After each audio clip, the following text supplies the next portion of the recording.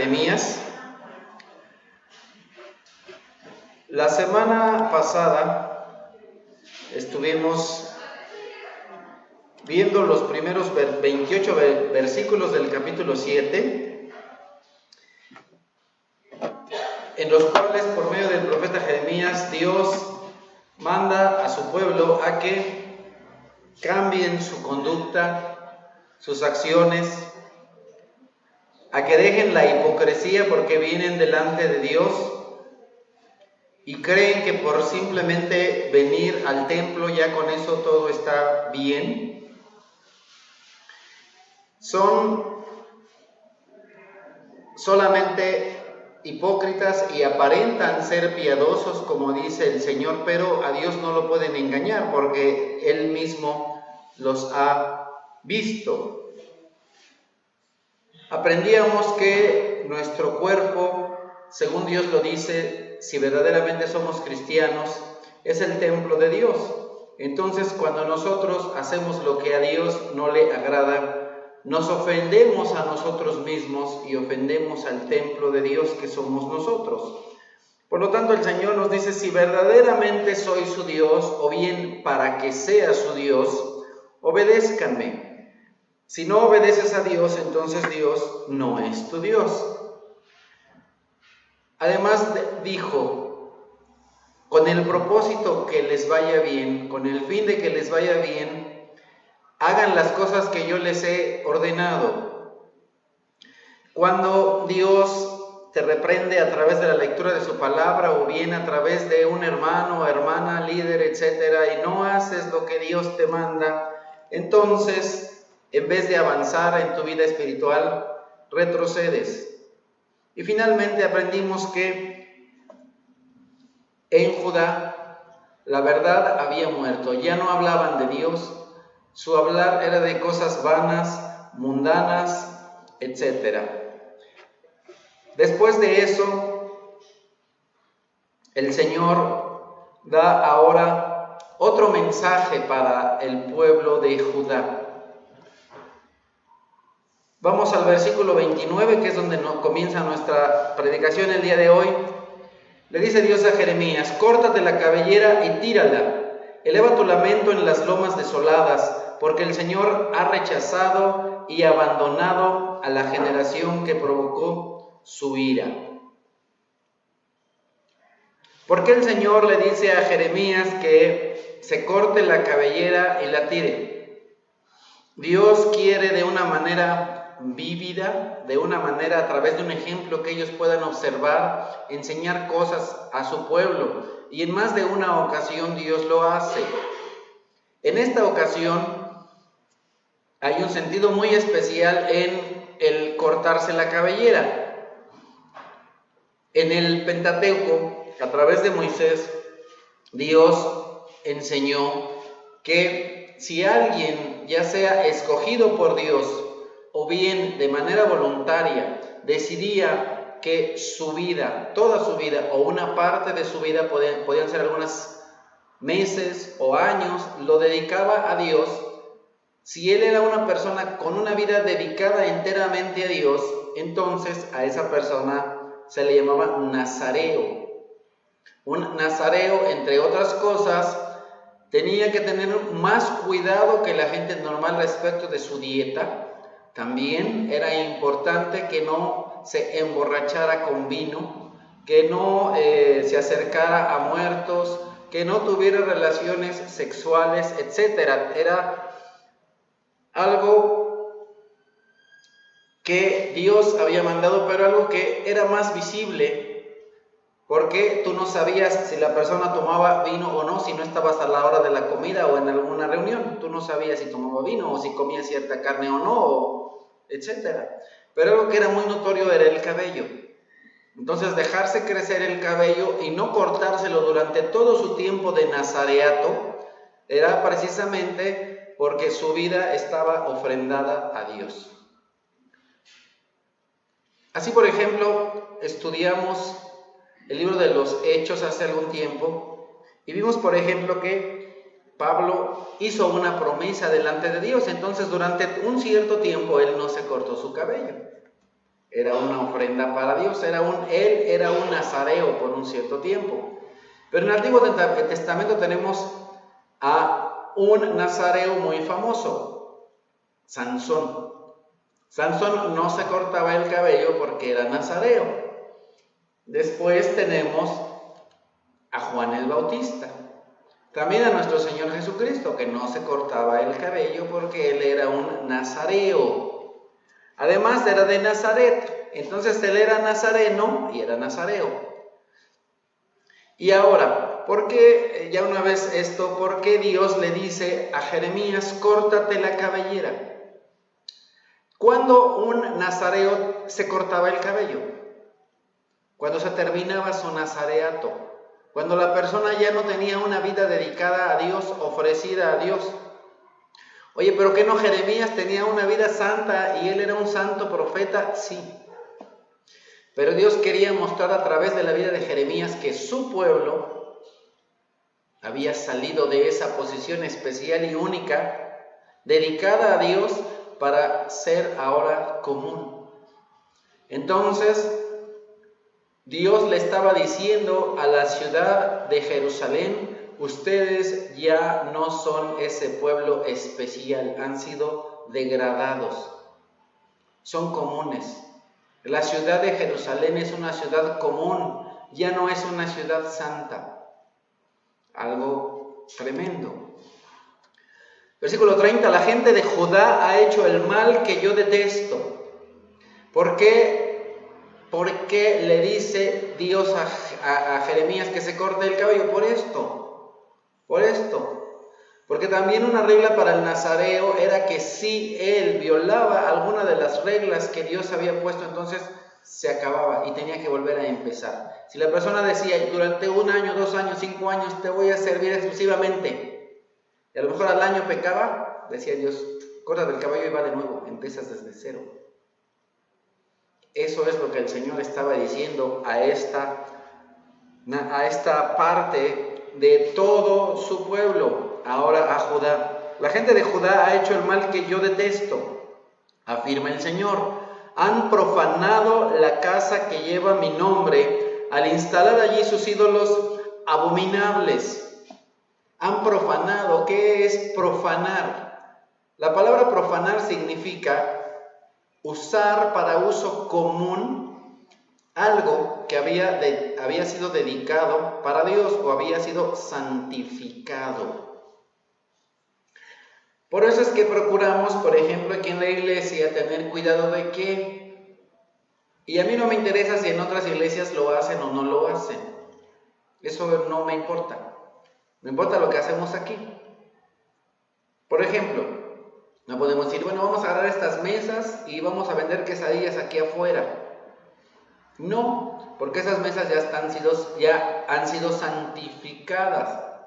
Las sillas igual no la podemos usar para, pues vamos a salir a la calle y vamos a cortar el cabello para... No, porque las sillas ya son santificadas, igual instrumentos musicales, etcétera, aún nosotros mismos.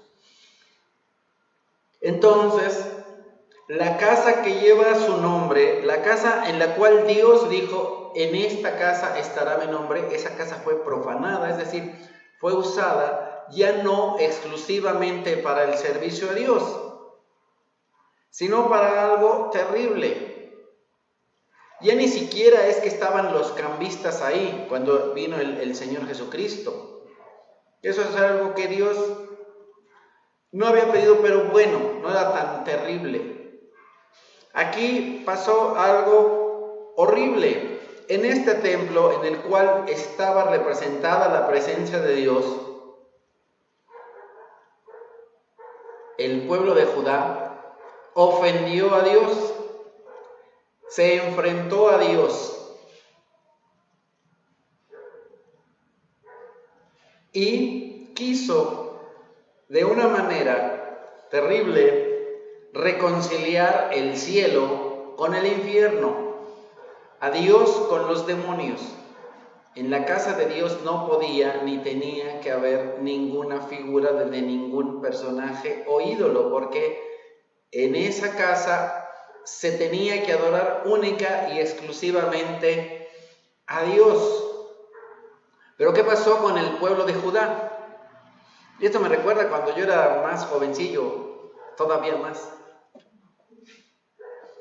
En la iglesia tradicional a la cual asistí por, ya ni me acuerdo cuántos años, casi 40, 30 y tantos, sin faltar.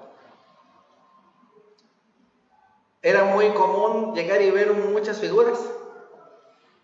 Y a mí no se me hacía malo, yo no le veía ningún problema. Hasta que vienes y ves la Biblia y dices, este lugar debería ser para adorar y exaltar únicamente a Dios. Hay muchas figuras que Dios no mandó y se inclinan delante de figuras que tampoco Dios mandó. Eso que pasa en la iglesia tradicional es lo que pasaba hace 2650 años. Habían figuras que Dios no mandó que se pusieran, a las cuales se adoraban. Entonces, de una manera terrible, se adoraba a Dios y a los demonios en el mismo lugar.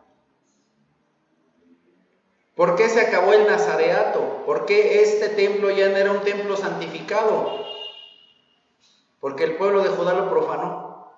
Porque puso cosas ahí que no eran correctas.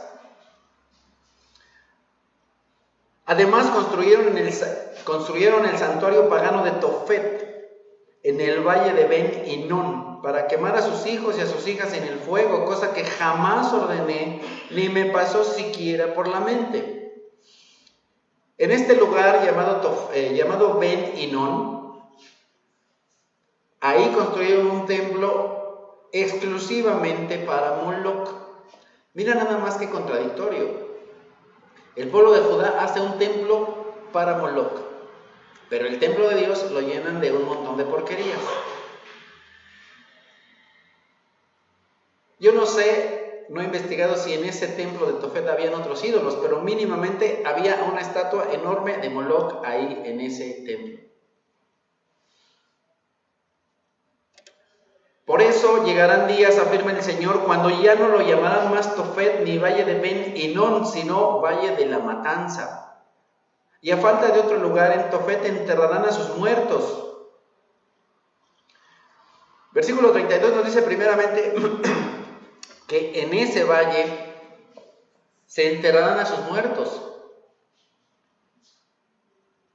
Pero cuando pasamos de un versículo a otro, nos dice, Dios le dice al pueblo que primeramente los van a enterrar y un poquito después los cadáveres de este pueblo servirán de comida a las aves del cielo y a los animales de la tierra, y no habrá quien los espante. Haré que en las ciudades de Judá y en las calles de Jerusalén se apaguen los gritos de alegría, las voces de júbilo y los cánticos del novio y de la novia, porque el país se convertirá en desolación. No habrá alegría, no habrá gozo, no habrá canto, no habrá fiesta. Lo que habrá es lloro, lamento, tristeza. En aquel tiempo, afirma el Señor, se exhumarán los huesos de los reyes y de los jefes de Judá, de los sacerdotes y de los profetas y de los habitantes de Jerusalén. Los caldeos, es decir, los babilonios, al igual que algunos otros pueblos bárbaros, hacían algo terrible. Normalmente una persona cuando quiere honrar a su familiar y su familiar muere, no lo deja tirado ahí en la calle como si fuera un perro. No, lo hace de la siguiente manera: toma el cadáver de su familiar y lo entierra. Y eso le da honra al familiar, ¿cierto? Pero ¿qué es lo que hacían? Y también eso me recuerda que personas dicen, y ya le dieron cristiana sepultura. Algunos ni cristianos son, pero dicen que le dan cristiana sepultura. Pero en fin, los caldeos sacaban los huesos principalmente y en orden de los reyes, de las personas poderosas, y de los demás que se pudiera, empezando por los reyes, porque era una honra enterrar a tus familiares, era una honra enterrar a un rey. Ustedes saben que en las naciones antiguas incluso las sepulturas eran muy especiales. Ahí tienes, por ejemplo, ¿cómo se llaman sus cuates? A los egipcios. Los embalsamaban y los ponían en unas tumbas súper lujosas, porque era una manera de honrar a sus reyes. Y entonces, ¿qué es lo que hacían los caldeos? Sacaban a los reyes, sacaban a los jefes, a los sacerdotes, y los sacaban los huesos de la sepultura. A eso se le llama exhumar. Exhumar es sacar los huesos de una tumba. ¿Para qué? Lo hacían para hacer saber al pueblo que ellos venían a conquistar el lugar, y no solo a conquistar, sino a humillar ese lugar, a humillar a sus autoridades, a humillar al pueblo, a deshonrar al pueblo, a decir: nosotros somos más fuertes, más grandes, más poderosos que ustedes, los conquistamos, ustedes son nada. Versículo 2: quedarán expuestos al sol y a la luna y a todas las estrellas del cielo, cuerpos celestes a los que ellos amaron, sirvieron, consultaron y adoraron. Entonces el Señor nuestro Dios le dice a Judá: pusieron todas esas abominaciones en el templo, pero no solo eso, también ustedes sirvieron, consultaron y adoraron a los cuerpos celestes, al sol, a la luna, a las estrellas, a las constelaciones. Entonces se consultaba a los astrólogos, y entonces llegaban con el astrólogo y le decían: oye, ¿y de qué color me voy a vestir hoy? Tu color de hoy es el azul, y hoy te va a ir muy bien, y entonces tú vas a pedir un trabajo y te lo van a dar, y yo te doy todo lo que me sobre, ¿verdad?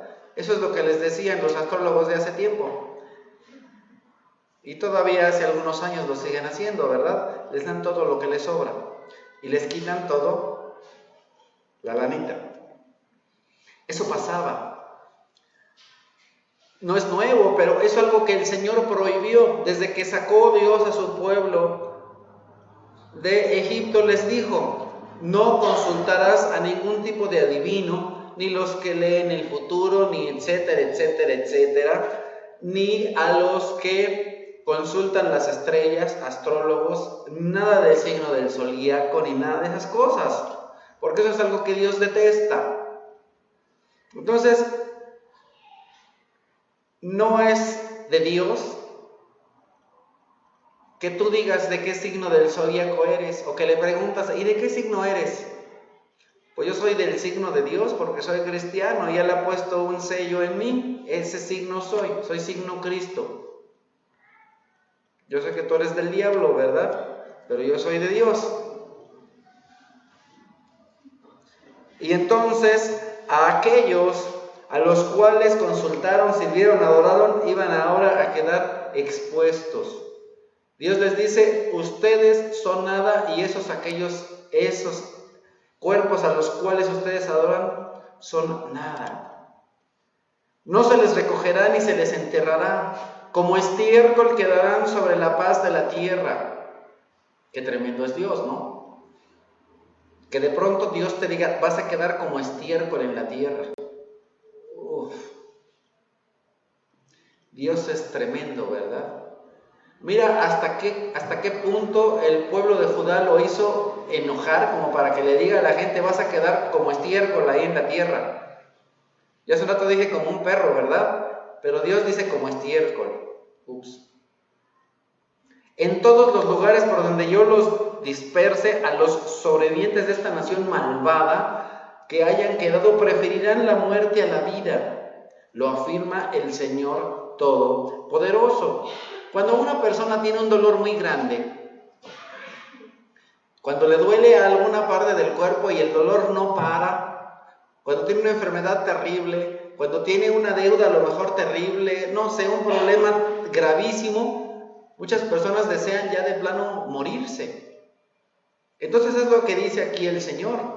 Va a venir una cosa tan terrible que van a desear la muerte. Se van a querer morir del castigo tan terrible. Entonces Dios dice, esta vida no les va a dar ninguna esperanza. No van a tener ganas ni deseo de vivir, sino más bien de morirse, porque la cosa va a estar bien fuerte, bien terrible. Pero ahora ellos no van a desear morirse como para estar con el Señor. El Señor dice, no, ustedes van a desear morirse porque los voy a hacer sufrir. Pero tú les advertirás que así dice el Señor. Cuando los hombres caen, ¿acaso no se levantan? Cuando uno se desvía, ¿acaso no vuelve al camino? ¿Por qué entonces este pueblo se ha desviado? ¿Por qué persiste Jerusalén en su apostasía? Se aferran al engaño y no quieren volver a mí. Las personas ya han perdido el sentido, ya no saben ni a dónde van, están completamente, ya ni siquiera perdidas. Hay personas que tal vez están un poco perdidas, ellos no estaban perdidos. ¿Por qué? Porque ellos ya han perdido el sentido y le han dado la espalda a Dios. No, hay una diferencia entre una persona perdida y otra persona que niega su fe, y es lo que dice aquí Dios. Esas personas no solo es que no conocen a Dios, sino que le han dado la espalda a Dios. Terrible. Y es terrible ver cómo el pecador se aferra al engaño, se aferra a su pecado. Dios es amoroso, Dios quiere que vuelvan a Él. ¿Por qué les pregunta? ¿Acaso cuando cae alguien no se levanta o cuando se desvía regresa al camino? ¿Qué pasa con ustedes? ¿Por qué? ¿Por qué? ¿Por qué persisten en darme la espalda, en negar la fe, en negar que yo soy Dios? He escuchado con suma atención para ver si alguien habla con rectitud, pero nadie se arrepiente de su maldad. Nadie reconoce el mal que ha hecho. Todos siguen su loca carrera como caballos desbocados en combate. Aún la cigüeña en el cielo conoce sus estaciones. La tórtola, la golondrina y la grulla saben cuándo deben emigrar. Nosotros, yo no conozco ni tórtolas, ni golondrinas, ni grullas, pero sí conozco a la mariposa monarca. Y sé que viene de Canadá a México, y hemos ido aquí ahí a Michoacán, al Estado de México. A ver, ¿no? Qué cosa tan hermosa. ¿Qué es lo que pasa cuando el frío se acerca más fuerte a Canadá? Por sobrevivencia, por subsistencia, todas esas mariposas se mueven a un lugar más calientito. Cuando la temperatura regresa a ser más cálida a su lugar de origen, se regresan. Y ahora las mariposas, con todo y lo hermosas que se puedan ver, hasta les dice el monarca, pues ¿de qué tamaño es su cerebro? ¿O cuánta será su inteligencia? Comparada con el hombre. Entonces aquí el Señor compara al hombre con criaturas inferiores, pequeñas, con animales. Y dice el Señor, ¿cómo es posible que aún los animales, por subsistencia, cuando ven que la cosa se pone difícil, se mueven? Y ustedes, ¿qué pasó con ustedes? Vino la destrucción sobre el reino del norte, sobre Israel. Vinieron los asirios, los destrozaron. ¿Qué acaso ustedes no debieron entender? Uy, el Señor está ya bien enojado porque le hemos ofendido.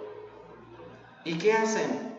Se quedan ahí, persisten en su pecado, persisten en su maldad, no se dan cuenta que es tiempo de dejar su pecado, es tiempo de reconocer que han hecho mal, es tiempo de arrepentirse, es tiempo de cambiar. Es tiempo de cambiar. Pero mi pueblo no conoce las leyes del Señor. Dios dictó a través de su palabra, a través de su siervo Moisés y de todos los demás profetas, que había cosas que Dios no quería, que Dios aborrecía, y había otros que él aceptaba, que le agradaban, que requería de los hombres, pero el hombre no las practica. ¿Por qué el pueblo no conoce las leyes del Señor? Continúa diciendo, ¿cómo se atreven a decir somos sabios? La ley del Señor nos apoya. Si la pluma engañosa de los escribas la ha falsificado. Es decir, en el pueblo de Judá, en Israel, y tristemente al día de hoy, hay mucha enseñanza falsa. Hay muchos falsos profetas, falsos maestros, falsos sacerdotes. 2650 años, seguimos igual. La gente sigue falsificando la verdad, sigue falsificando la palabra de Dios, sigue dando enseñanzas engañosas, incorrectas. Pero ellos se dicen sabios, creen saber la verdad, pero no la de la palabra de Dios. Por eso el Señor dice, los sabios serán avergonzados, serán atrapados y abatidos si han rechazado la palabra del Señor. ¿Qué sabiduría pueden tener? Cuando una persona rechaza a Dios, no es sabio, sino más bien idiota, tonto. Eso es, la persona que rechaza la palabra de Dios. Aunque se sienta sabio, y hay muchas personas, las personas de este mundo se sienten sabios. Muchas personas en este mundo se sienten sabios. Pero el Señor dice, ¿qué sabiduría pueden tener? Si no aceptan a Dios, si no aceptan la palabra de Dios, no son sabios, sino necios. Y esto que Dios le dice a Judá lo dijo 70 y tantos años antes de esto por medio de Isaías. Y dice el Señor a través de Isaías, hay de los que emiten decretos inicuos y publican edictos opresivos. ¿Qué van a hacer cuando yo les pida cuentas? ¿Qué van a hacer? Con todos esos edictos, con todos esos engaños. ¿Por qué? Porque los reyes y los que eran la autoridad en el pueblo daban decretos incorrectos, injustos. Cosas que Dios nunca mandó, oprimiendo a los pobres, etc.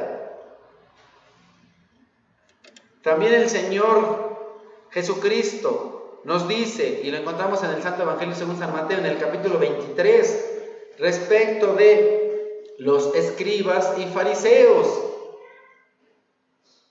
que hacen y le piden a las personas cosas que hagan, pero que ellos no hacen. No los hacen. Y se visten muy pomposamente y muy adornadamente para que las personas los vean, para llamar la atención. Por eso el Señor dice que el que se enaltezca a sí mismo será humillado. Es lo que pasó en el tiempo de Jeremías. Pasaron 650 años y las cosas siguieron igual, porque cuando vino nuestro Señor Jesús, seguía habiendo engaño, seguía habiendo hipocresía, seguía habiendo mentira. Por eso el Señor les dice, ay de ustedes, maestros de la ley y fariseos, maestros de la ley. ¿Cómo es que el pueblo de Judá conocería de Dios, escucharía de Dios? A través de los maestros, a través de los sacerdotes, a través de los escribas. Por eso el Señor le dice, ay de ustedes, porque son unos hipócritas. Dicen que me conocen, pero no es cierto. No hacen las cosas que yo les mando, sino más bien tuercen la ley. Tuercen la ley. En otra porción de la Escritura el Señor les llama la atención porque le dice, ¿cómo pueden ustedes, escribas y maestros de la ley, decir a una persona, si no das tu diezmo, no pasa nada? Y puedes decir, todo lo que te iba a dar, papá, todo lo que te iba a dar, ya lo di el templo, entonces no tengo nada que darte. Y el Señor Jesús les dice, ustedes han invalidado la ley por sus costumbres. Entonces, el pueblo de Israel, los judíos, habían invalidado la ley, no solo por esa, sino por muchas costumbres. Las costumbres entonces las ponían por encima de la palabra de Dios. Y eso es lo que pasa al día de hoy en muchos grupos religiosos y en muchas sectas. Lo que ellos dicen está por encima de la palabra de Dios. Sus costumbres están por encima de la palabra de Dios. En la iglesia tradicional es lo que pasa. Sus costumbres las ponen por encima de la palabra de Dios. Y entonces dice el Señor, les cierran a los demás el reino de los cielos y ni entran ustedes, ni dejan entrar a los que intentan hacerlo. Hay de ustedes, maestros de la ley y fariseos hipócritas, recorren la tierra y mar para ganar un solo adepto. Y cuando lo logran, lo hacen 2 veces más merecedor del infierno que ustedes. ¿Qué es lo que le está diciendo el Señor a los escribas y los fariseos? Que se iban a ir al infierno. ¿Por qué crees que no querían al Señor Jesús? No solo porque les decía que era Dios, sino porque les decía, ustedes se van a ir al infierno y los que le siguen a ustedes también. Es tremendo nuestro Señor, ¿verdad?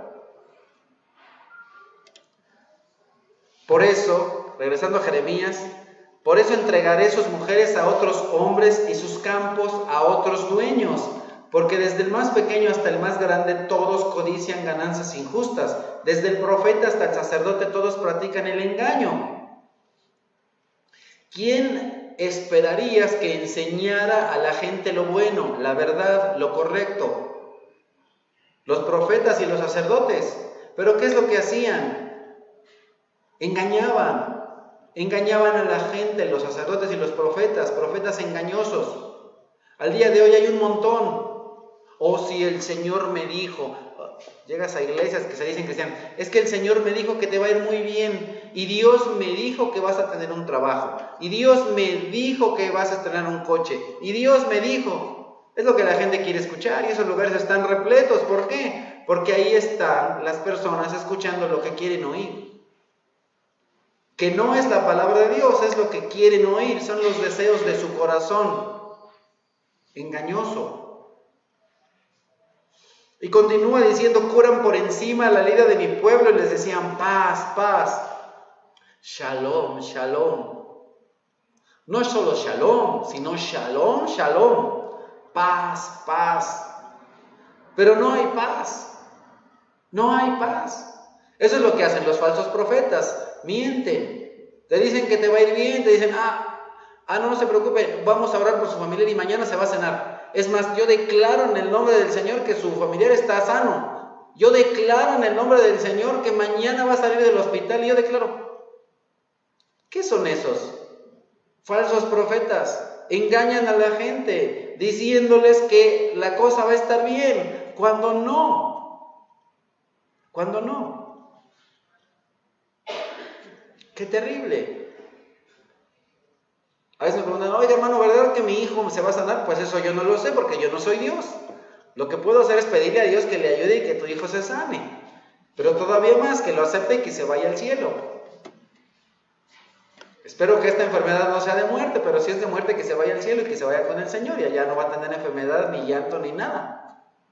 Pero yo no te puedo decir que se va a sanar, porque no soy Dios. Ni te puedo dar una falsa esperanza, porque no soy un falso maestro ni un falso profeta. Yo espero que se sane, yo deseo que se sane, yo le voy a pedir a Dios que se sane, pero yo si se sana o no, eso yo no lo sé, ni lo puedo declarar, no lo puedo dar por hecho.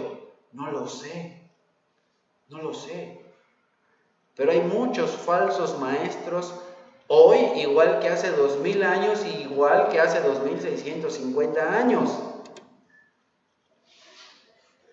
Continuamos en Jeremías, vamos al versículo 12. ¿Acaso se han avergonzado de la abominación que han cometido? No se han avergonzado de nada, ni siquiera saben lo que es la vergüenza, son unos desvergonzados. ¡Qué tremendo! Es que a una persona se le muestre su pecado y que no se avergüenza, que una persona pierde la vergüenza. Por eso la Escritura dice, hay de aquellos que a lo malo le dicen bueno y a lo bueno malo. Pero, ¿por qué una persona no se avergüenza? Porque aquí que tenemos unos instrumentos de música, cuando una persona empieza a tocar un instrumento de cuerda, por ejemplo, una guitarra, un bajo, sus yemas se le revientan. Y eso es doloroso. Y les sangran. Y les duele. No estoy diciendo que tocar la guitarra sea pecado. Solamente es un ejemplo. Pero después de seguir tocando y tocando y tocando, la piel sana. Y después de eso, como nuestro cuerpo está hecho de una manera tan inteligente, y dice, este cuate no deja de tocar. Bueno, vamos a hacer algo para que se le protejan sus dedos. Entonces se empieza a generar algo que se llama callo. Lo mismo que pasa, por ejemplo, cuando ahí están, me recuerdo cuando era chamaquín, iba al pueblo, ¿no?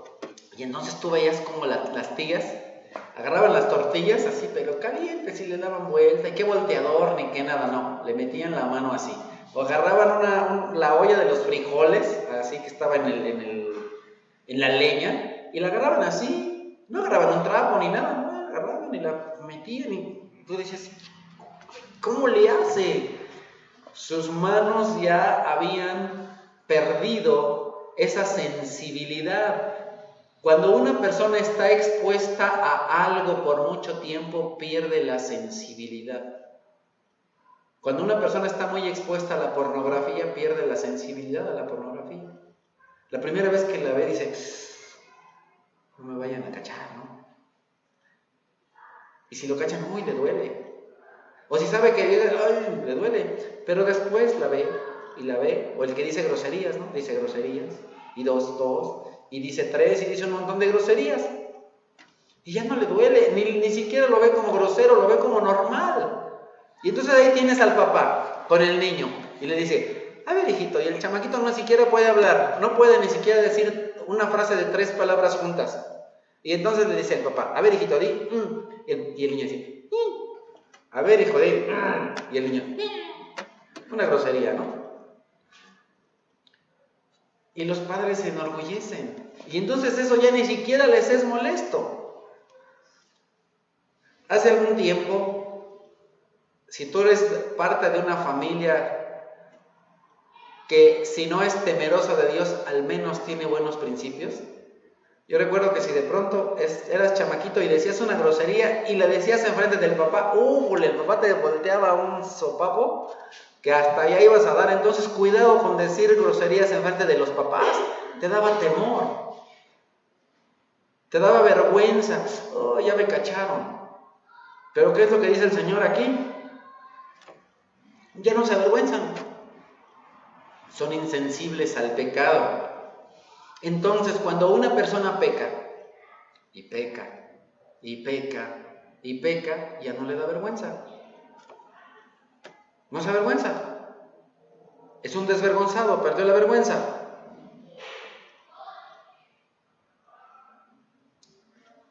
¡Qué tremendo! Por eso dice el Señor, cuando los castigue, a ver si es cierto que no tienen vergüenza. Cuando venga y les voltee un manazo, un zape, un cachetadón con mis manos, tamaño Dios, cállese, deje de estar diciendo tonterías. Ups.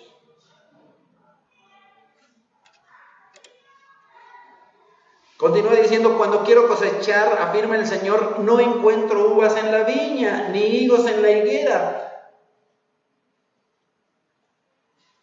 Voy pues a quitarles todo lo que les he dado. El Señor Jesucristo cuenta varias parábolas que tienen que ver con esto. Me recuerdo de una en la cual el Señor da monedas a diferentes individuos. Unos traen mucha ganancia, otro más o menos, y otro cuate de plano agarra y las entierra. Y entonces el Señor dice respecto de esta parábola, que viene el dueño y dice, quítenle las monedas a este sonso que las enterró y dénselas estas 1000 monedas al que tiene 10,000. ¿Por qué? Porque al que tiene, todo al que produce se le dará más. Y al que no tiene se le quitará hasta lo poco que tenga. Y continúa diciendo, y a este inútil, así lo dice el Señor, y a este inútil échenlo fuera a la oscuridad donde habrá llanto y crujir de dientes.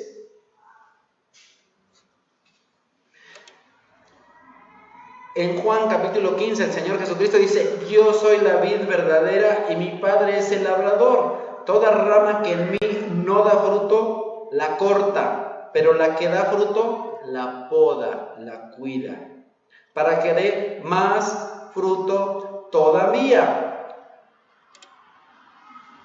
Yo soy la vid y ustedes las ramas. El que permanece en mí como yo en él dará mucho fruto. Separados de mí nada pueden hacer ustedes. El que no permanece en mí es desechado, se seca como las ramas que se recogen, se arrojan al fuego y se queman. O sea, infierno.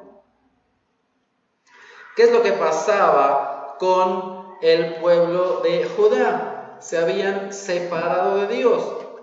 Jesucristo es Dios y Jesucristo nos dice a nosotros como cristianos, separado de mí nada pueden hacer, pero si están pegados a mí, unidos a mí, van a dar no solo fruto, sino mucho fruto, mucho fruto. ¿Y qué es lo que pasaba con Judá? Judá estaba cerca de Dios, unido a Dios. No, se había separado de Dios, por eso no daba fruto. Eran unos inútiles, no estaban dando fruto. Por eso el Señor dice, van a ser echados fuera. Lo mismo que dice el Hijo, lo dice el Padre. ¿Qué es lo que dice el Señor Jesucristo? Porque lo que yo he oído de mi Padre es lo que vengo y enseño. Lo que hace el Padre es lo que yo hago. Judá se separó de Dios, por eso no daba fruto. Cuando una persona que se dice cristiano se aleja de Dios, de pronto un domingo no viene a la iglesia, 2 domingos, un mes, un año. ¿Qué es lo que pasa con esa persona? Se empieza a marchitar, se empieza a secar, no da fruto porque se aleja de Dios. La mejor manera de que seas una persona fructífera es estar cerca de Dios, cerca de la palabra de Dios, cerca del cuerpo de Cristo, que es su iglesia. Su iglesia. Está el que permanece y el que no permanece. El que no permanece es desechado. El que no permanece no es parte del cuerpo. No es que pierda su salvación. Es que nunca la tuvo. Solo hipócritamente dijo que era cristiano. Con tristeza. Me ha tocado escuchar declaraciones de fe de muchas personas. Y me ha tocado, con tristeza, bautizar a muchos. ¿Dónde están? Se alejan, se alejan, se alejan. Y entonces eso me hace pensar, Señor, ¿serán tuyos? ¿Serán tus hijos? ¿Serán cristianos? ¿O solamente hipócritamente vinieron para quedar bien con la novia, con el novio, con la muchacha que embarazaron? Sí, me ha pasado. Ay, como ya la embarazó, ay, sí soy cristiano. Y luego la dejan ahí botada. Es así. Y entonces, ¿qué es lo que hacen? Hacen una declaración hipócrita de que creen en el Señor. Mi mamá o mi papá van a la iglesia, pues ya para que no me estén fastidiando, pues me voy a bautizar. Pero no creo en Dios. Cuidado. No vengas hipócritamente, jovencito, a decir que crees en un Dios en el cual no crees, al cual no respetas, al cual no escuchas, al cual no adoras, al cual no reconoces como tu verdadero Dios. Porque finalmente Dios conoce tu corazón y el mío, y sabe si verdaderamente eres cristiano o veniste solamente para que no te estuviera molestando la mamá, el papá, el suegro o quien fuera. ¿Por qué vienes a la iglesia? ¿Por qué vienes a Dios? ¿Quién eres? ¿Eres hijo de Dios o eres del diablo? Y continúa diciendo aquí el pueblo de Israel: ¿qué hacemos aquí sentados? Vámonos juntos a las ciudades fortificadas para morir ahí. El pueblo ya se ha dado cuenta. Ya se ha dado cuenta, para cuando llegamos a esta parte, que el Señor viene a destruir, y entonces se van a refugiar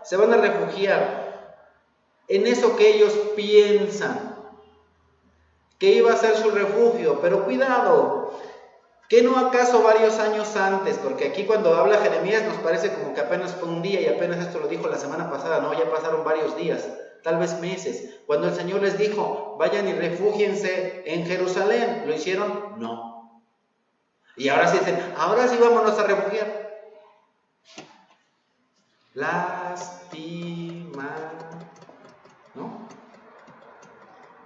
Lástima. Se acabó tu tiempo.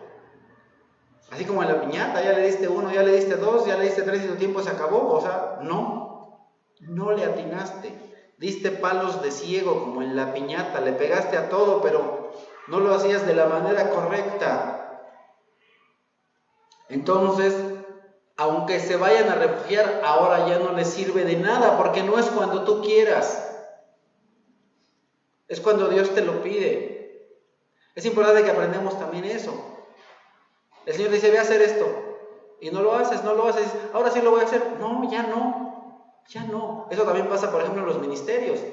El Señor te invita tal vez a servir en algo y dices: luego. Y cuando tú quieres servir, te dice el Señor: no, ya tengo a otro mejor que tú. Uno que sí me obedece, que sí me hace caso, que hace las cosas como yo quiero y cuando yo quiero, no cuando se le pega la gana. Y entonces la Escritura nos dice: desde Dan se escucha que vienen los caballos, viene el ejército, ya vienen. Y entonces el Señor dice: vengo contra ustedes lanzando serpientes que los van a morder. Por supuesto que no eran serpientes, sino simplemente era el ejército de Babilonia que venía sobre ellos con toda la fuerza, con toda la furia. Y entonces aquí Jeremías dice: mi corazón, cuando el versículo 18, mi corazón está afligido, abrumado, desfallecido. Jeremías está desfallecido. Y entonces la nación de Judá grita desesperadamente, dice: ¿pero qué pasa? ¿Acaso no es aquí el templo de Dios y no es esta la ciudad de Dios? ¿Qué no es esta la ciudad de David? Por eso dice: ¿no está aquí su rey? Y entonces el pueblo pregunta: ¿pero qué no es esta tu ciudad, Dios? ¿Qué no es este tu templo, Dios? Y entonces ellos hacen preguntas y Dios responde con otra pregunta: ¿por qué me provocaron con sus ídolos, con sus dioses inútiles y extraños? ¿Por qué me piden que proteja este templo y esta ciudad? Si ustedes en este templo no me adoran, no me honran, y esta ciudad no es la ciudad que me honra. Esta no es mi ciudad. Ustedes metieron aquí a sus ídolos. Ya no es mi ciudad, ya no es mi templo. Ya no lo es. No por estar en Jerusalén van a estar librados, ni tampoco por asistir al templo van a estar librados. No. Recordemos, lo que te salva no es venir a la iglesia. Lo que te salva es verdaderamente creer en Dios, aceptarlo como tu único y suficiente Salvador, conocer su palabra, leer la Biblia. Lo que te salva no es venir a la iglesia. Eso no te salva. Eso no te hace cristiano. Eso solamente demuestra que ya lo eres, pero no te hace cristiano, sino solamente demuestras que lo eres. Y entonces Jeremías dice: estoy herido por la herida de mi pueblo. Jeremías era un hombre que amaba a Dios, pero también amaba a sus compatriotas, amaba a su pueblo y le dolía. ¿Quién vino y lanzó todas estas profecías contra Judá? Jeremías. Y cuando viene ahora sí la destrucción, Jeremías de ninguna manera dice, ándele, lero, no. Jeremías no dice lero, ni ándele, ni dice, ya ven, les dije, sonsos. No, Jeremías se pone triste, lamenta, llora. ¿Por qué? Porque ese pueblo, aunque es un pueblo rebelde, cabeza dura, es su pueblo y los ama. Y los ama. Cuando una persona es piadosa y viene el desastre sobre otro, de ninguna manera se alegra. Es compasivo. Y entonces dice Jeremías, ojalá que mi cabeza fuera un manantial y mis ojos una fuente de lágrimas para llorar día y noche. Esto me recuerda al Señor Jesús, y encontramos en Lucas 19, que el Señor Jesús viene caminando con sus discípulos, y nos dice la Escritura, cuando se acercaba a Jerusalén, Jesús vio la ciudad y lloró por ella y dijo, ¿cómo quisiera que hoy supieras lo que te puede traer paz? Pero eso ahora está oculto a tus ojos. Te sobrevendrán días en que tus enemigos levantarán un muro y te rodearán y te encerrarán por todos lados, te derribarán a ti y a tus hijos dentro de tus murallas, no dejarán ni una piedra sobre otra. ¿Por qué? Porque no reconociste el tiempo en el que Dios vino a salvarte. Si ustedes a lo mejor han visto al día de hoy, tenemos un muro, ¿verdad? El muro de los lamentos. ¿Qué es lo que lamentan los judíos? Esto, que la ciudad de Jerusalén fue destruida. Han de saber que hubo un hombre llamado Herodes el Grande. Herodes el Grande. En el tiempo en el que el Señor Jesucristo se encarnó, reinaba Herodes el Grande. Herodes el Grande no era judío, pero construyó un templo. El último templo del cual hay vestigios allá en Israel es el templo que construyó Herodes el Grande. Han de saber que había piedras más o menos de 12 metros. Imagínate una piedra, yo no sé si tú has cargado una piedra de buen tamaño, pero imagínate una piedra de 12 metros de alto y creo que como 5 metros de ancho. Y esas piedras las llegaron a subir una en otra. Pesaban toneladas. No había grúas como las de ahora. En cierto sentido, también por eso era Herodes el Grande. Hacía cosas tremendas. Palacio, templo y cosas así fueron hechas de una manera súper sorprendente. Han de saber que, de acuerdo con los historiadores, Herodes hizo un templo sumamente majestuoso, mejor que el de ningún otro reino del mundo en su tiempo. Y entonces, cuando el Señor Jesús venía caminando, un poquito antes de esto, les dice, vienen los discípulos y les dicen, oye, ¿ya viste esos edificios tan hermosos y el templo y todo? Y entonces el Señor Jesús les dice, no va a quedar piedra sobre piedra. Y ellos primero se sorprenden de todas las cosas hermosas, porque ustedes vienen del pueblo de allá del rancho y los trae a la ciudad, y entonces cuando una persona viene del pueblo y viene a la ciudad, dice, órale, estos edificiotes, qué grandotes, van a ser destruidos. ¿Por qué? ¿Por qué fue destruida Jerusalén? Porque no reconoció el tiempo en el que Dios vino a salvarlo. Y entonces continúa Jeremías diciendo que las personas de aquel tiempo son personas mentirosas.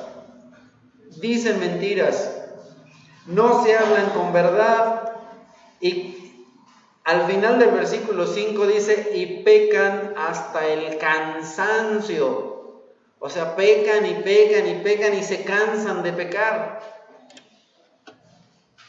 Continúa diciendo, tú, Jeremías, vives en medio de engañadores. que por su engaño no quieren reconocerme.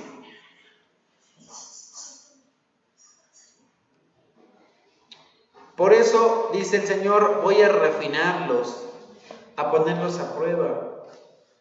¿Qué más puedo hacer por mi pueblo? ¿Cómo es que se refina los metales preciosos? ¿Cómo se refina el oro? Metiéndolo por el fuego. Y entonces, ¿qué es lo que pasa cuando son metidos al fuego? Toda la escoria, toda la porquería, todo lo que no sirve se separa del metal. Cuando viene el tiempo de la dificultad, es cuando se reconoce si una persona es un verdadero creyente. Porque es relativamente fácil para nosotros estar aquí sentaditos, venir los domingos cuando queremos, escuchar la palabra cuando queremos y decir que somos cristianos. Pero si hubiera dificultades, si hubiera persecución, si te persiguieran o te dijeran, como en algunos lugares, ni siquiera tienes que ir a otros países. Aquí en México, te voy a quitar el agua, no vas a tener luz, no voy a dejar que tus muertos los entierres en el panteón municipal, porque no vas a la iglesia tradicional, ni le das aquí con tu mochada la fiesta del santo patrono, entonces no puedes enterrar a tus muertos. Ahí se vería si verdaderamente eres cristiano o no.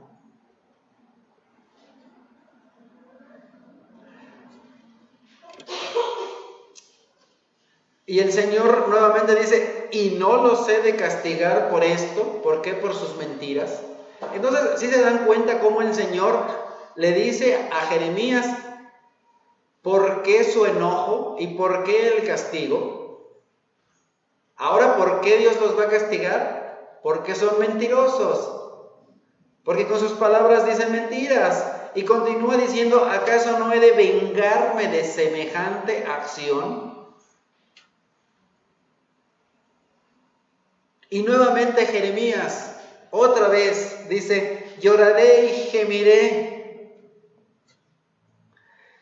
A Jeremías de ninguna manera le alegra saber que Dios va a venir a castigar a su gente, a los de su pueblo, a sus paisas.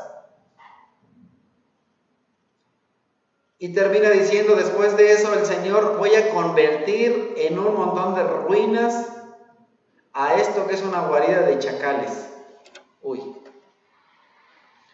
Nuevamente otra pregunta del Señor, ¿quién es tan sabio como para entender esto?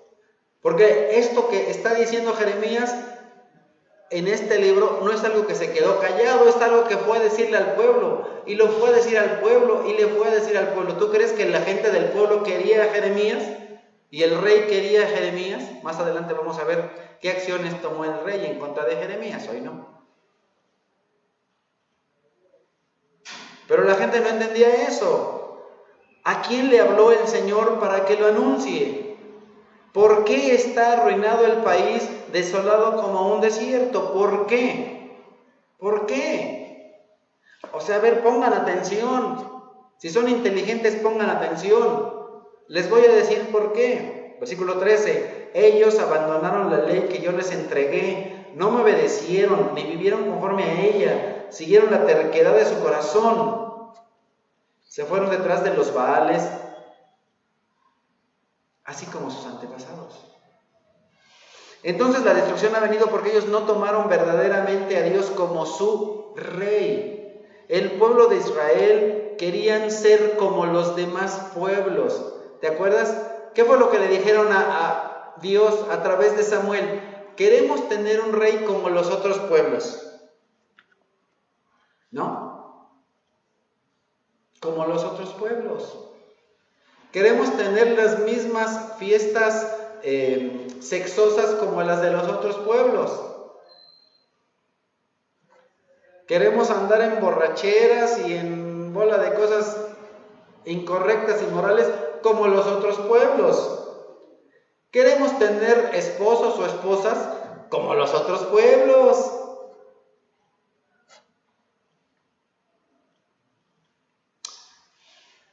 Pero fueron tan tontos que no entendieron que Dios era su rey y que es soberano. Por eso Dios les dice a través del profeta Samuel, No te despreciaron a ti, me despreciaron a mí. Quieren ser como los otros pueblos.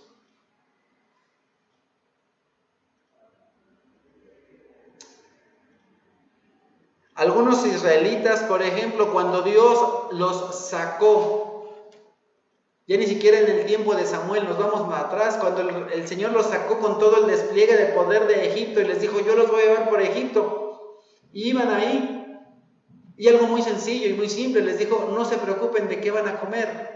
No tenían ni siquiera que trabajar. A muchos jóvenes del día de hoy que son ninis les hubiera encantado vivir en esa época, ¿verdad? Porque no había ni que estudiar ni que trabajar, nada más. Caía el maná, había que salir y ¡ay, qué rico!, ¿verdad? Sabroso. Como a mí me gusta, ¿verdad? No había que trabajar, no había que preocuparse. Y el Señor les dijo, pero el sexto día salgan y recojan el doble, para que tengan para el séptimo. ¿Y qué hicieron los israelitas? Dijeron, mañana va a haber. Y salen el día séptimo y no había nada. ¿Y qué es lo que dice el Señor? ¿Hasta cuándo seguirán desobediendo mis mandamientos? Porque era mandamiento de Dios no trabajar el séptimo día. ¿Hasta cuándo? ¿Hasta cuándo? Recordemos Génesis capítulo 1, 2. ¿Por qué Dios hizo el séptimo día? No porque Dios se cansara. Hace como 2 años que estudiamos Isaías, el profeta Isaías. Dios dice a través del profeta Isaías, porque Dios no se cansa ni duerme como un hombre. No se fatiga con el cansancio. Dios no hizo el séptimo día porque estuviera cansado, sino para que nosotros le dedicáramos ese día a Él. Para que Dios se deleitara de su creación. Parte de su creación somos nosotros. Dios se quiere deleitar con su creación y quiere que nosotros nos deleitemos con Él. Y el día de hoy muchas personas, su Dios sigue siendo el dinero. Y entonces el Señor les dice, miren, Deuteronomio 4, miren lo que yo les he enseñado, los preceptos, las normas, para que ustedes las pongan en práctica, obedézcanlos. Así demostrarán su sabiduría e inteligencia entre las naciones. ¿Cómo iba a demostrar el pueblo de Israel que eran sabios e inteligentes? Obedeciendo a Dios. Obedeciendo. Fácil. Y entonces más adelante dice, ¿qué nación otra hay tan grande como la nuestra? ¿Qué nación tiene dioses tan cercanos? ¿Y qué nación hay tan grande que tenga normas y preceptos tan justos como esta ley que yo hoy les pongo? La ley que Dios le dio tenía preceptos y normas tan justos, tan buenos, tan excelentes. Entonces una manera de demostrar la inteligencia era obedecer. Cuando tú obedeces, demuestras inteligencia. ¿Qué es lo que te enseña el mundo? Haz lo que quieras y así demuestras que eres muy inteligente. Pero ¿qué es lo que dice Dios? Haz lo que se te manda y así demuestras que eres inteligente. Diferencias, ¿verdad? Entre lo que te enseña el mundo y lo que te enseña Dios. Por eso el Señor dice, a este pueblo le daré de comer ajenjo y a beber agua envenenada. Es decir, los voy a hacer que sufran, que padezcan, que tengan amargura. Y entonces el Señor dice, llamen a las plañideras. ¿Quiénes son las plañideras? Las mujeres que se contrataban para llorar en los velorios. Esas son las plañideras. Normalmente cuando tú escuchas a alguien llorar, pero sobre todo un lloro muy profundo, te hace llorar. Por eso las contrataban en los velorios. ¿Yo qué? Eso hacían los israelitas. Entonces llegabas a un velorio y pues te soltabas a llorar porque veías a todas las chillonas ahí contratadas llorando. El Señor por eso dice, llamen a las chillonas contratadas, que vengan las más expertas, las que le ponen más emoción y más enjundia a la chillada, ¿para qué? Para que hagan lamentación por nosotros. Y entonces nuestros ojos se inundarán de lágrimas y hemos sido devastados. Pero ¿por qué lloraba el pueblo de Judá? Porque habían perdido sus posesiones, eso era lo que les dolía. En realidad no les dolía su pecado, no les dolía que habían ofendido a Dios. Les dolía que, ay, ¿y mi casa? ¿Y mi coche? ¿Y mi tablet, papá? ¿Y el celular? Y por eso chillaban. Y entonces, ahora dice el Señor, escuchen mujeres, enseñen a sus hijas a entonar lamentaciones. Endechas son lamentaciones. Y que unas a otras les enseñen. Ahora les dice, ahora enséñenles a llorar, y ya no por paga, sino porque ahora sí la van a sentir y no van a llorar solamente porque ven a otro llorar, sino porque les va a doler. Así dice el Señor, que no se jacte, se gloríe, presuma el sabio de su sabiduría, ni el poderoso de su poder, ni el rico de su riqueza. Si alguien ha de gloriarse, que se gloríe de conocerme y de comprender que yo soy el Señor y que actúo en la tierra con amor, derecho y justicia, porque es lo que a mí me agrada. Entonces todo lo que Dios estaba haciendo con su pueblo, inclusive el castigo y la venganza, ¿era por qué?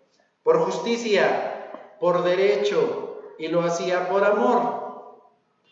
Te puede resultar así como que, ¿cómo? Claro, porque lo habían deshonrado, lo habían ofendido, habían hecho lo malo, habían hecho todas aquellas cosas que no solamente les perjudicaban a ellos, sino que también ofendían a Dios. Por eso Dios dice, deja de presumir que te sabes la novela más famosa, ni cuál sea ahora, pero ustedes que sí las ven, ¿cuál es la novela, la buena de hoy?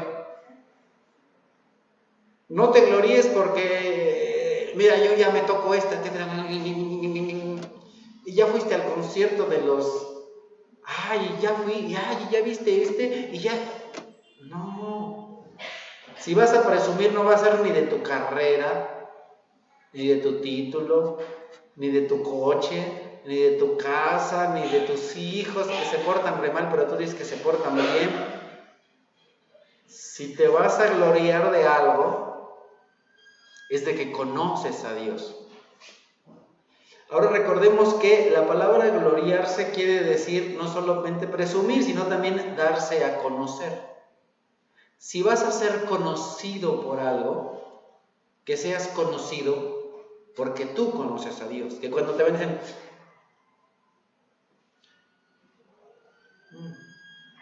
que se vea.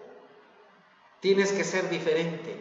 Tiene que haber una diferencia entre ti y los demás. ¿Por qué? No solo por lo que hablas, sino por cómo actúas, por cómo te comportas, por lo que dices. Vienen días, afirma el Señor, en que castigaré al que solo haya sido circuncidado del prepucio. ¿Quién era castigado solamente del prepucio? Egipto, Judá, Edom, Amón, Moab, los que se rapan las sienes. Era una costumbre de la cual no vamos a hablar, pero si quieren lo encuentran en el Levítico. En el libro de Levítico se habla respecto de esto, ya no les digo más. Todas las naciones son incircuncisas, pero el pueblo de Israel es incircunciso de corazón. Dios quería que ellos fueran especiales. Para el tiempo de Jesús, las enseñanzas del Dios de Israel ya eran una religión, y a esa religión, que continúa hasta el día de hoy, se le llama el judaísmo. Por lo cual Pablo en la carta a los romanos dice, la circuncisión tiene valor, Romanos 2, Si observas la ley, pero si la quebrantas, vienes a ser como un incircunciso. Eso es lo que pasaba con el pueblo de Judá. Se circuncidaban el prepucio, pero quebrantaban la ley. Entonces, ¿de qué les servía? De nada.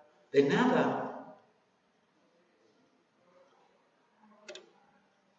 Por eso dice el versículo 28, lo exterior no hacia nadie judío. Y lo mismo podríamos decir respecto del cristiano, lo exterior no hacia nadie un cristiano. Ni consiste la circuncisión en una señal en el cuerpo. El verdadero judío lo es interiormente y se muestra hacia el exterior. El verdadero cristiano lo es interiormente y se muestra hacia el exterior. Y la circuncisión es la del corazón. ¿Qué era la circuncisión y por qué la circuncisión? La circuncisión representaba, número uno, que la persona hacía un pacto con Dios, y número dos, que había desechado de sí el pecado. Cuando una persona se circuncidaba decía, voto de mí mi pecado, adiós pecado, lo mando fuera. Por eso el Señor a través de Pablo dice, la circuncisión es la del corazón, es decir, en tu corazón no debe haber pecado, debes botar el pecado de tu corazón, botar el pecado de tu mente. No se vale que digas, ay, sí, yo soy cristiano, pero el día de mañana agarras y le dices a tu hermano, a tu hermana, a tu mamá, ay, eres una... Y ahí ves a personas que se dicen cristianos y que de pronto se dicen una bola de majaderías y se ofenden entre hermanos y eso que son cristianos. O la mamá a los hijos, o los hijos a la mamá, o quien sea. Eso no debe ser. Eso no debe ser. Dice Dios también a través de Pablo, desechen las palabras indecentes o groseras. Ninguna palabra corrompida salga de su boca, no digan groserías, sino solo aquella que sea para la necesaria edificación de la persona que los escucha. Si tú eres cristiano y dices groserías, cuidado, porque de tu boca sale lo que está en tu corazón, entonces tu corazón no es un corazón con circuncisión. ¿Y quién te circuncida? El Espíritu. Entonces, si sigues diciendo groserías y peladeces y boberas, entonces no estás circuncidado del corazón, entonces no eres cristiano, aunque lo digas. Al que es judío así, lo alaba Dios y no la gente. Y esto es algo que me sorprende. Nosotros fuimos hechos para la alabanza de Dios, pero ¿sabes qué? Si tú verdaderamente estás circuncidado de tu corazón, Dios te alaba. Ándale. Ahorita en la tarde, igual que en la mañana, más de uno se le abrieron los ojos así de... Claro, o sea, escuchar que Dios te alaba a ti. Es como dices, ¿cómo? Dios me alaba a mí. Sí, si tu corazón verdaderamente está circuncidado, entonces Dios te alaba. Dios dice, ese es mi hijo, amado, el cual me complace, el cual me hace muy feliz. Es una alabanza de parte de Dios para ti. Si tu corazón está circuncidado y si no, circuncídatelo. No es tarde, para que deseches el pecado. ¿Qué aprendimos el día de hoy? Un montón de cosas, ¿verdad? Primeramente, nosotros como hijos de Dios no debemos consultar ni adorar a los astros, ni leer los horóscopos, ni en el periódico, ni en el, ¿cómo se llama? 17, 19, 20 y tantos, X se tuvo, no sé cómo se llame ahora, notitas musicales y esas cosas que tú lees. Mi pueblo no conoce las leyes del Señor. ¿Por qué? Porque el pueblo no conocía las leyes del Señor. En aquel tiempo, por sus mismos líderes. Pero al día de hoy tú lees tu Biblia, te preocupas por leer tu Biblia cada día, por tener un tiempo en el cual escuchas la voz de Dios para que lo conozcas. Si no lo has hecho nuevamente, yo te animo, lee tu Biblia. En leer un capítulo te tardas aproximadamente 5 minutos en promedio. Ya después todo el día lo vas meditando mientras que vas en el pecero o cuando vas por el chicharrón o por las tortillas. Ahí vas meditando. Pero en 5 minutos lees un capítulo de la Biblia. Y ahora yo te pregunto, lo que yo a muchas personas les pregunto, ¿será mucho darle a Dios 5 minutos de tu día? La mayoría de parte de gente me dice que no, pero también la mayoría no lo hace. Muchos se tardan 10 minutos viéndose en el espejo y exprimiéndose los barros y cepillándose el cabello, pero ni siquiera tienen 5 minutos para leer su Biblia. Entonces tiempo sí tienen. Y cuando se la pasan ahí así,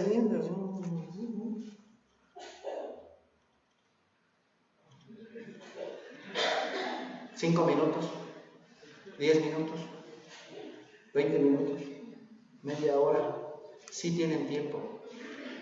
Sí tienen tiempo.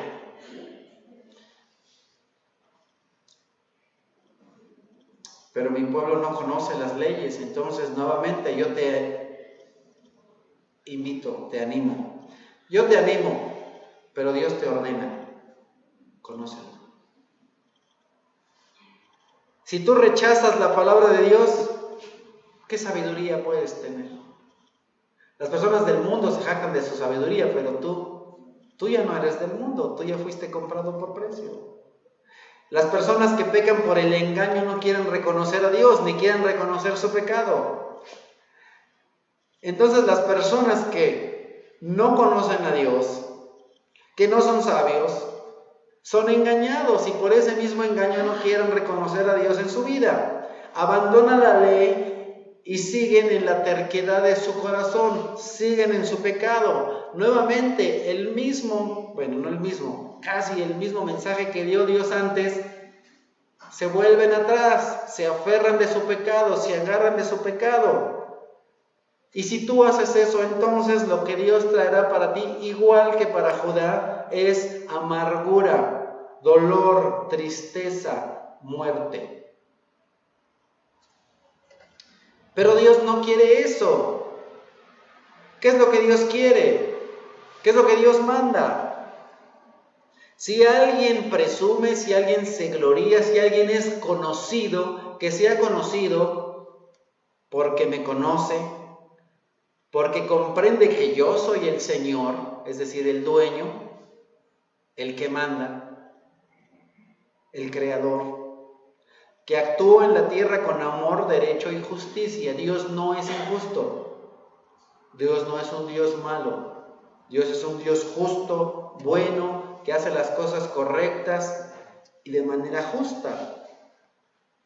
Y por último, es importante desechar de nuestro corazón el pecado, tener circuncisión de pecado, tener un corazón que verdaderamente ama a Dios, obedece a Dios y renuncia a su vida pasada, a su vida de pecado. Amado Señor, te damos gracias por todas las cosas que nos enseñas a través de tu palabra y que nos transmitiste por medio del profeta Jeremías y de tus santos profetas. Queremos por favor suplicarte, Todopoderoso Dios, que esto que aprendimos el día de hoy lo llevemos a la práctica, Señor, y que no sea algo simplemente para tener conocimiento y ya, que no sea algo que dejemos después botado u olvidado, sino más bien algo que nos lleve verdaderamente a reconocer nuestro pecado, hacerlo a un lado, pedirte perdón, Señor, volver al camino si es que en algo nos hemos desviado y tener cada vez más el ánimo y la intención de conocerte, de estudiar tu palabra, de meditar en ella, de orar, de platicar contigo y de darte a conocer a las personas que aún no te conocen.